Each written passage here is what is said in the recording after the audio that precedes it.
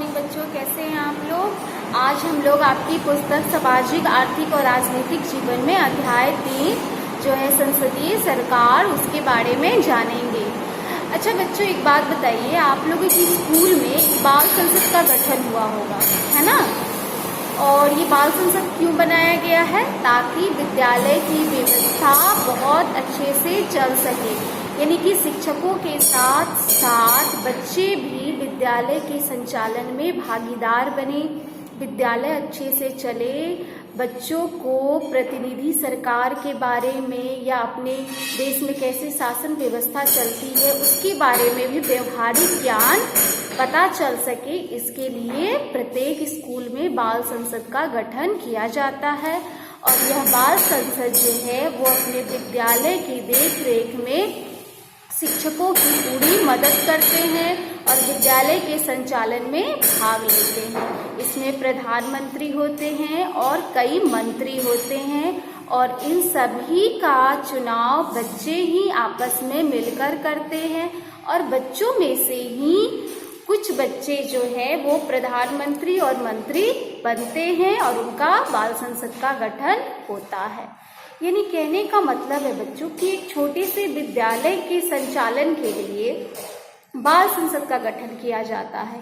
उसी प्रकार से हमारी पूरी देश, यानी हमारा जो पूरा भारत देश है, उसकी शासन व्यवस्था अच्छे से चल सके, उसके लिए भारत में संविधान के द्वारा संसदीय सरकार की व्यवस्था की गई है। यानी हमारे देश में संसद की सर्वोच्चता है।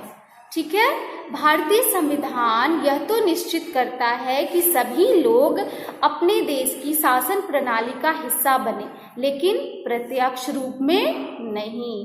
संविधान की प्रस्तावना में भी कहा गया बच्चों कि हम भारत के लोग भारत को एक संपूर्ण प्रभुत्व संपन्न समाजवादी, इसके अलावा और भी बहुत सारी बातें हैं। यानी कि भारत के संविधान में जनता को सर्वोच्च और संप्रभु माना गया है। ठीक है, और जनता ही जो है वो अपने प्रतिनिधि को चुनती है, लेकिन प्रत्यक्ष रूप में नहीं बल्कि अप्रत्यक्ष रूप में। हमारे देश में जो भी लोग 18 वर्ष के हो गए हैं उनको मत देकर अपने प्रतिनिधियों को चुनने का अधिकार होता है, यानी वोट देने का अधिकार 18 साल के जो भी लोग हैं उनको होता है। ये प्रतिनिधि बच्चों अलग अलग स्तर पर चुने जाते हैं, यानी 18 साल के होने के बाद हम जब वोट करते हैं तो अपने जब प्रतिनिधि चुनते हैं तो अलग अलग स्तर पर हम प्रतिनिधि चुनते हैं। क्योंकि हमारे देश में भी शासन व्यवस्था के लिए कई स्तर बनाए गए हैं। आप लोग पिछले क्लास में सरकार पढ़े होंगे और सरकार में पढ़े होंगे कि सरकार 3 स्तरों पर कार्य करती है।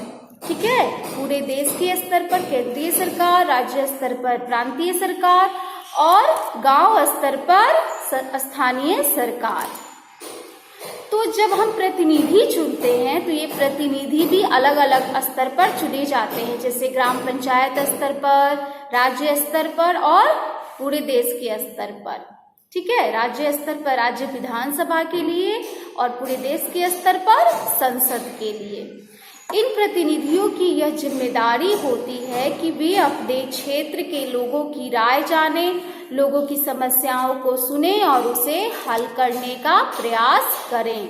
इन प्रतिनिधियों का चुनाव 5 वर्ष के लिए होता है और इनकी जिम्मेदारी लोगों के प्रति होती है।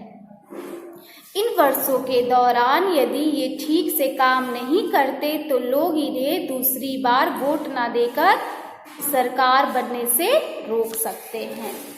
यही संसदीय सरकार की विशेषता है।